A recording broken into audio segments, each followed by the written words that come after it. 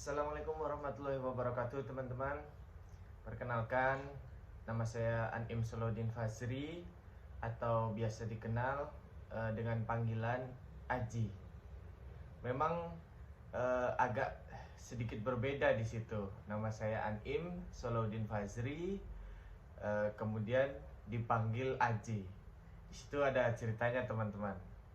Eh, jadi karena saya berasal dari kampung atau perdesaan di mana orang-orang kampung biasanya suka menyederhanakan atau menyimpelkan gitu segala sesuatu, nama-nama apapun, nama orang, nama barang. Nah, sebetulnya saya ini dipanggil Fazri, memang betul dari kata nama belakang saya Anim Solodin Fazri. Lalu kemudian karena mereka suka menyimpulkan begitu, makanya jadi nama Aji. Tuh. Saya berasal dari kota sederhana di Jawa Tengah, yaitu kota paling barat juga di Jawa Tengah, Kota Brebes. Mungkin agak asing bagi teman-teman, atau mungkin sudah ada yang tahu.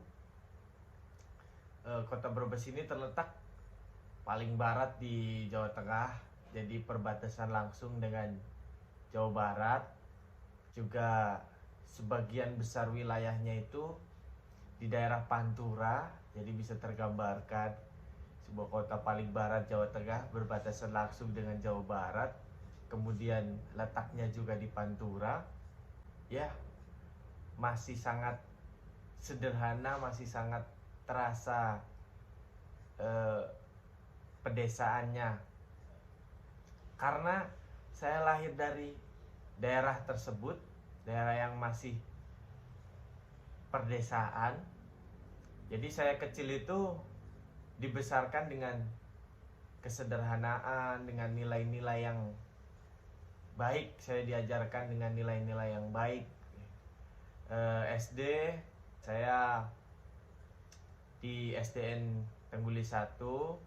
Ada cerita menarik di situ. Jadi saat saya SD itu alhamdulillah itu berhasil mendapatkan dari kelas 1 SD sampai 3 SD, saya masih ingat. Saya itu berhasil mendapatkan ranking pertama teman-teman, alhamdulillah. Sampai naik ke kelas 4, kelas 5 itu bergeser jadi ranking kedua, dan kelas 6 itu saya berhasil ranking 1 lagi. Tapi dibalik itu semua ada satu cerita menarik dari ajaran kedua orang tua saya, terkhusus ibu saya teman-teman, karena memang saya itu lebih dekat sama ibu saya. Jadi waktu saya SD itu beliau mengajarkan, beliau bercerita kalau bermain PlayStation itu haram teman-teman. Bahkan saya itu sampai sekarang tidak bisa bermain itu begitu.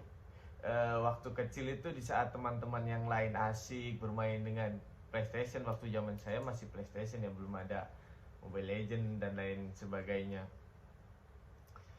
Jadi itu yang orang tua saya tanamkan.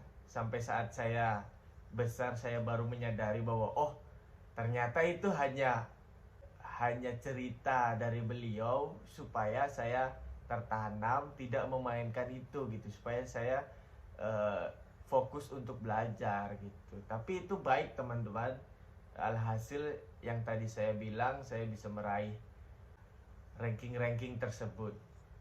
Kemudian sehabis masa SD itu naik ke masa SMP, yang mana di situ sudah mulai kenal banyak teman, terutama teman-teman dari luar desa. Jadi sudah banyak yang saya tangkap dari mereka, informasi-informasi apapun itu dari mereka.